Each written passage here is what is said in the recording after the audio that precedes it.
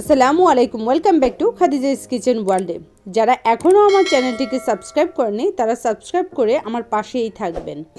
যারা ঝটপট করে সবজিটা রান্না করতে চান এবং খেতে চান ভাত, রুটি এবং পরোটার সাথে, তাদের জন্য আজকের এই রেসিপিটি। তাহলে চলুন কিভাবে করে আমি এই মসুরি ডাল দিয়ে সবজিটা রান্না করেছি সে রেসিপিটা দেখে নিই।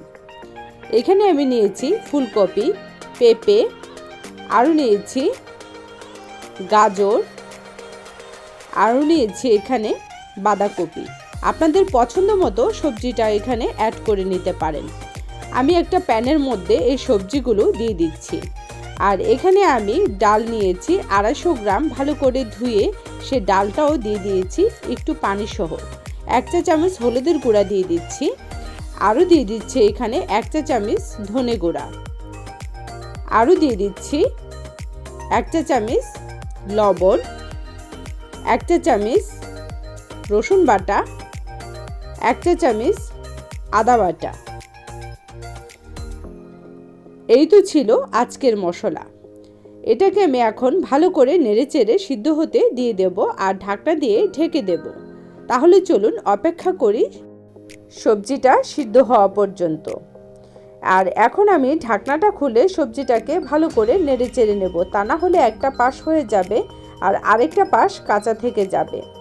ভালো করে নেড়েচেড়ে ঢাকনা দিয়ে ঢেকে দিতে হবে। যারা নতুন রাঁধুনি আছেন তাদের জন্য আজকের এই রেসিপিটি খুবই সহজ করে দেখানোর চেষ্টা করেছি, আর এটা খেতেও হয় দারুণ টেস্ট।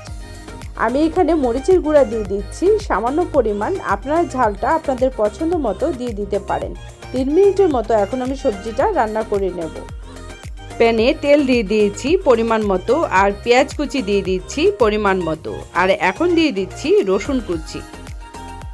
আর এটার সাথে অ্যাড করে দেব 5 ফোড়ন।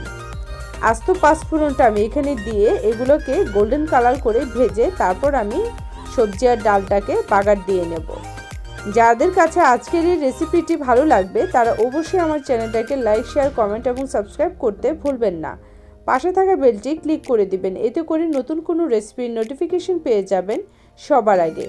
যারা সবজি বেশি পছন্দ করেন এবং সারা বছর সেটাকে সংরক্ষণ করে রাখতে চান এবং বছরে যে কোনো সময় সেটাকে বের করে খেতে চান, তাদের জন্য সবজি সংরক্ষণের 2টা ভিডিও দেওয়া আছে আমার চ্যানেলে। আপনারা চাইলে সেগুলো দেখে নিতে পারেন, আর ডেসক্রিপশন বক্সে আমি সেই ভিডিওর লিঙ্কগুলো দিয়ে দেব।